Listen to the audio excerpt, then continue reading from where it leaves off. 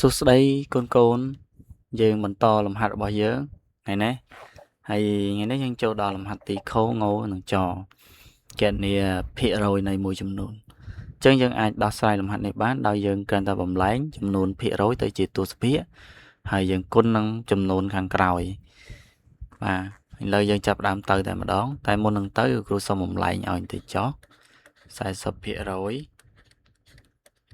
ស្មើ25%ស្មើហើយនឹង10%ស្មើអញ្ចឹង40%គឺយើងបានទស្សភាគ 0.40 ហើយ25% គឺ 0.25 10% គឺ 0.10 អញ្ចឹងបន្ទាប់ពីយើងបានប៉ុណ្ណឹងយើងចាប់ផ្ដើមចូលទៅលំហាត់តែម្ដង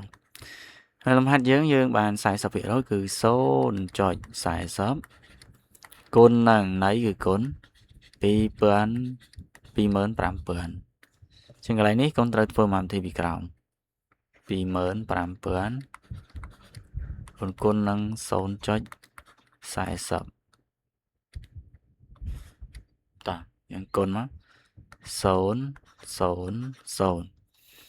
0 5 ដង 0 0 2 ដង 0 មេ4ម្ដង 0 0 0 5 ម្ដង 20 សេ0តែទុក2 4 2 ដង 8 8 2 10 សេ10នេះ0ទៀត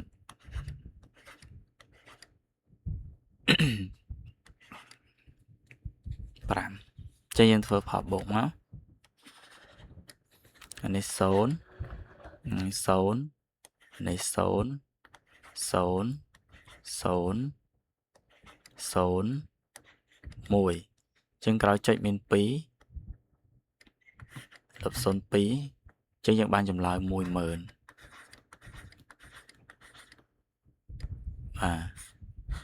ចប់ទីខោចូលទីងោធ្វើដូចគ្នា 0.25 គុណនឹង 40000 យើងមកទីខាងក្រោម 40000 គុណនឹង 0.25 0 0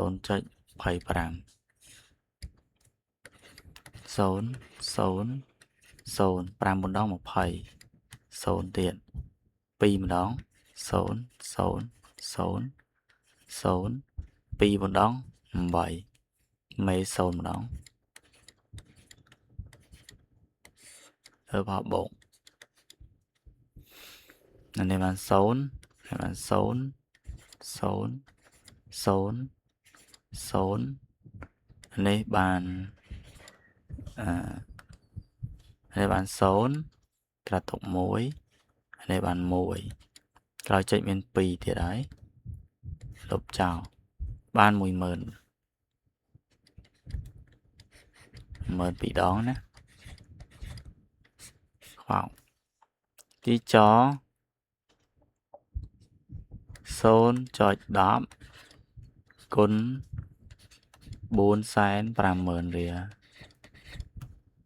ចឹងយើងស្មើយក 450,000 រៀលនេះគុណនឹង 0.10 0 0 0 0 0 0 1 ម្ដង 0 0 0 0 1 5 ដង 5 1 4 ដង 4 0 0 0 0 0 0 6 ធ្វើផលបូកនេះ 0 នេះ 0 0 0 0 5 4 0 ក្រោយចុចមាន 2 ដាក់ចុច 2 ដែរទៅលុប 0 ចោល 0 ចោលចឹងចម្លើយយើងឃើញ 45000 រៀលចប់ ចេះលំហាត់ទីខោងោចោលលោកគ្រូសូមបញ្ចប់ប៉ុណ្ណឹងយើងជួបគ្នានៅវីដេអូក្រោយបាយបាយ